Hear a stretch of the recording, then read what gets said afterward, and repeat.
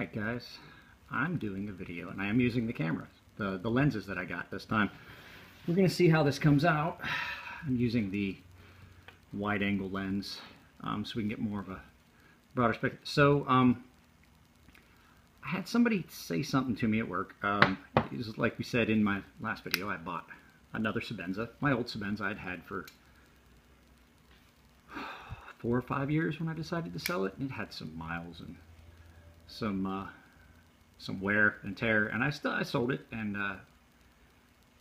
then I got, I missed it, so I bought another one. But when one of the guys at work was like, well, how much is that knife? Well, you're looking at $410, $420 shipped. And so when they were talking about, well, let me see it, and they were feeling it, I said, well, that's not fast. Well, there's a difference between smooth and fast. This knife is fast. But I'm going to tell you right now, by the feel of it, it's not smooth. Now, the blade will fall like that just because the blade's so heavy. Smooth does not always equal fast. A smooth knife does not always become a, it's not a flipper.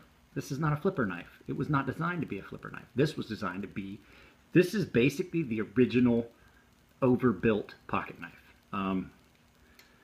But people get that misconception that smooth has to be fast, and it doesn't. This is, well, let's see. It's smooth. It's smoothed out. I've only had it for about a week, and it has smoothed out on its own. It's not my everyday pocket knife. More times than not, as you know, my Ferrum 4 Gentac is in my pocket. Now this knife is fast, and it is smooth. There's nothing there. That's so smooth. So smooth can be fast, but it doesn't have to be fast. Smooth is smooth. Smooth is me putting a specific amount of tension through the entire travel of that blade, and there's no play. There's nothing. And if you know anything about Sebenzas, you know that they're built to a standard that is insane. You can actually take the pivot screw out of the pivot pin, or out of the pivot, and still have no blade play. None. I've done it. I've taken the screw out, and there's no play. None. And it'll still lock up. There's stories of people like, oh, I lost my hex screw and didn't know it. I don't know how long it's been gone. And they call Chris Reeves and he sends them a new knife.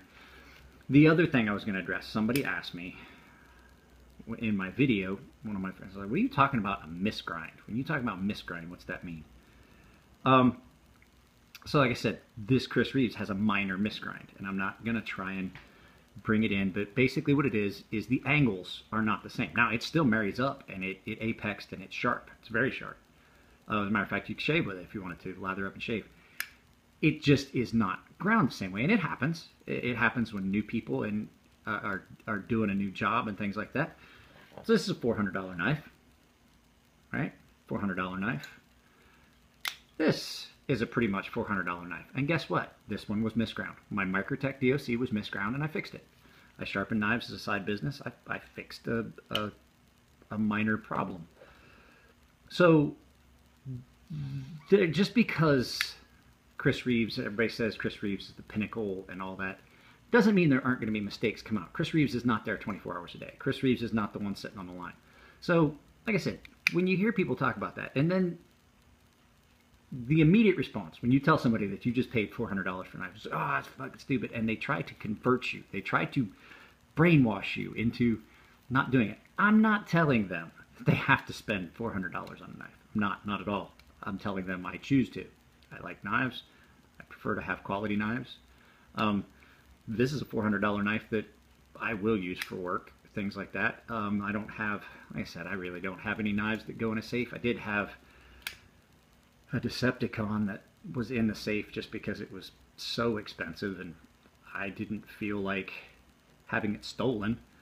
So it stayed in the safe until I sold it. As a matter of fact, that's how I got my Sebenza 25, was because I sold my Decepticon, and the guy just didn't have enough money, and I took the 25 in trade because I knew they don't depreciate.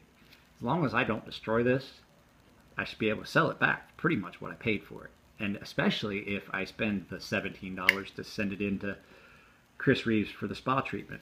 I will say that, well, Chris Reeves knives are really, really crazy sharp. I don't like the almost convex edge you get when it comes sharp. It comes crazy sharp, and when it gets dull, I will resharpen it. I will leave this edge on there. You heard me say it the other day in the video when I unboxed it. Chris Reeves and Ferrum Forge are two companies that make knives that if I got one, I would not immediately think to take the edge. The only reason I took this edge back was because I said I was a little obtuse. So Chris Reeves knives come incredibly sharp. I haven't even thought about taking the edge off of this and putting mine back on. But when I do, it's going to be just a flat edge. It's not going to be the convex. So just a quick thought, you know, just don't, smooth and fast don't always have to go hand in hand. Sometimes they can. Oop, missed the flipper tab. Thrust bearings that Chris and Elliot use on these are amazing. It's awesome. They're not even, I think they're steel. I haven't even taken this knife apart to look. I've sharpened it. I've used it. I dropped it in a box, or I'm sorry, a bag of concrete that I opened. I dropped it in and I rinsed it off and it was fine. This knife, after I sharpen it, I have to take it apart. I cannot get the grit out of that pivot too well. I've got some other knives that you sharpen them and you just basically, they don't want to clean up. This knife is pretty enclosed. You don't get too much grit. You will get grit down in there on those bushings, the phosphor bronze bushings that are the washers, basically is what they are. But if you have a good engineered knife, Chris and Elliot, case in point, I missed it again. Just because you got it dirty doesn't mean you have to take it apart. I haven't taken this knife apart. Matter of fact, I think I oiled it once. I've had it for a couple of months now. I oiled it once. And it's one of those knives I can just stick in the sink and rinse off. So, yeah, that's that. It's probably not the most coherent video. I just hadn't made a video in a couple days and I wanted to get that out there. It just sometimes bothers me when people will say things and not 100% know what they're talking about. You know, smooth and fast are not always the same thing. So, all right, YouTube. I'm probably going to take a few days off from this. The wife and kid are going to Japan for summer, so I probably won't put any videos up. I really don't have anything planned. I have a knife that I wanted to bring in as like a guest blade. I was going to review a knife that I'm not the owner of, but the guy that owns it and is willing to let me borrow it is using it and is going to be out of town for a while, so I'm not going to be able to do it for a while. Maybe after I go to Japan in August. So, yeah, that's basically it. Just thought I'd throw together a quick video before the wife and kid got home. Alright, you guys, take it easy.